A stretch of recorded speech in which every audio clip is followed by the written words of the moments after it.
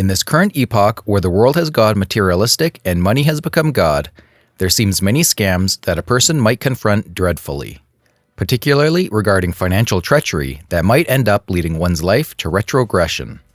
With the advancement in technology and explicit growth in other walks of life, there came a tremendous agog in a proliferation of negativities. In today's video, we will discuss 5 biggest financial scams to keep an eye out for. What are financial scams and frauds? Most victim compensation programs do not cover the money lost to fraud or fraudulent schemes. You must check for your specific state laws regarding victim compensation. Civil justice may be the only legal option to recover lost money. Financial fraud happens when someone deprives you of your money or otherwise harms your financial health through misleading, deceptive, or other illegal practices. This can be done through a variety of methods, such as identity theft or investment fraud. Why is financial fraud important? It is important to report the crimes to the appropriate agencies and law enforcement as soon as possible, irrespective of the type of financial fraud. Fraudulent charges should also be disputed or canceled as soon as they are discovered as well. Furthermore, victims should collect documentation related to the crime, such as bank statements, credit reports, tax forms from current and previous years, and continue to file important information throughout the reporting process. What are biggest stock scams of recent time? Understanding how disasters happen to investors in the past can help current investors avoid them in the future. Here are some of the all-time most significant cases of companies betraying their investors. Some of these cases are truly amazing. Try to look at them from a shareholder's perspective. Unfortunately, the shareholders involved had no way of knowing what was happening as they were being tricked into investing. Here are some of the biggest scams that happened. Health South, 2003. Accounting for large corporations can be a difficult task, particularly when executives want to falsify earnings reports. In the late 1990s, CEO and founder Richard Scrushy began instructing employees to inflate revenues and overstate Health South's net income. At the time, the company was one of America's largest healthcare service providers, experiencing rapid growth and acquiring several other healthcare-related firms. The first sign of trouble surfaced in late 2002, when Scrushy reportedly sold Health South's shares worth $75 million before releasing an earnings loss. An independent law firm concluded the sale was not directly related to the loss, and investors should have heeded the warning. The scandal unfolded in March 2003 when the SEC announced that Health South exaggerated revenues by $2.7 billion. The information came to light when CFO William Owens, working with the FBI, taped Scrushy discussing the fraud. The repercussions were swift as the stock fell 97% to a close of 11 cents in just a single day. Amazingly, the CEO was acquitted of 36 counts of fraud, but was later convicted on charges of bribery. Scrushy arranged political contributions of $500,000, allowing him to ensure a seat on the hospital regulatory board. Bernard Madoff, 2008. Bernard Madoff, the former chair of the NASDAQ and founder of the market-making firm Bernard L. Madoff Investment Securities, was turned in by his 2 sons and arrested on December 11, 2008 for running a widespread Ponzi scheme. The then 70-year-old kept his hedge fund losses hidden by paying early investors with the money raised from others. This fund consistently recorded an 11% gain every year for 15 years. The fund's supposed strategy, which was provided as the reason for these consistent returns, was to use proprietary option collars that are meant to minimize volatility. The scheme duped investors out of approximately $50 billion. He was sentenced to 150 years behind bars. Madoff died in prison on April 14, 2021 at the age of 82. ZZZZ Best, 1986. Barry Minko, the owner of this business, claimed that this carpet cleaning company of the 1980s would become the General Motors of carpet cleaning. Minko appeared to be building a multi-million-dollar corporation, but he did so through forgery and theft. He created more than 20,000 phony documents and sales receipts without anyone suspecting anything.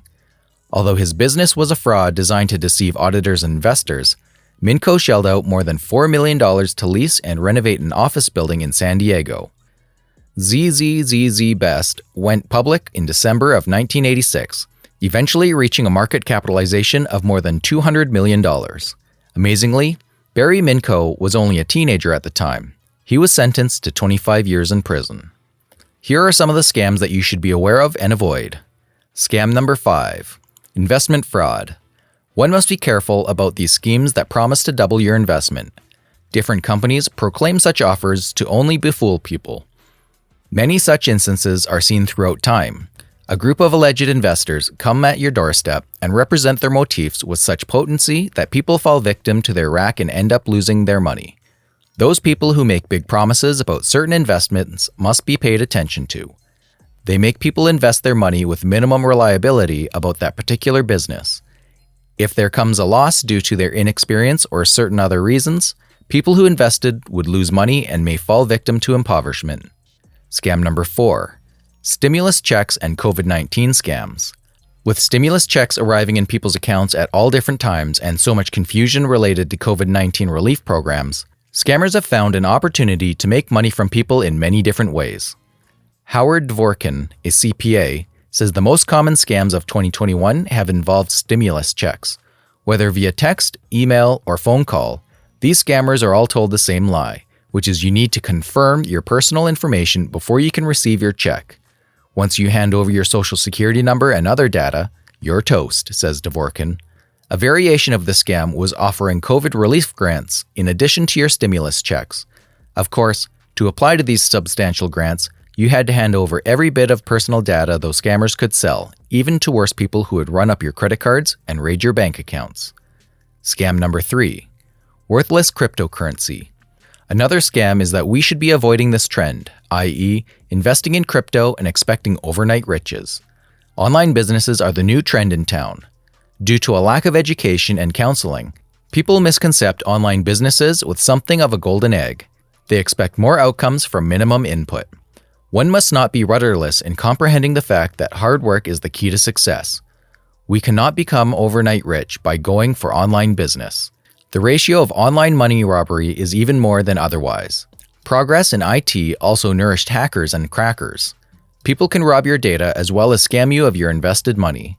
You can't even retrieve your money as the culprit can't be identified and remains camouflaged. Scam number 2. Fake companies scams.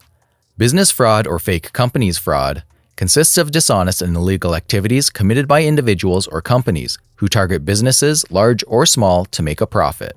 Financial scams can be through fake companies that only exist on paper. Vicious figures in whom people confide their trust, double deal them, and crouch them to rob their money. Naive people grant them their money and fall trapped to their hoax, and in due course of time, the culprits elope, leaving people in a miserable financial state.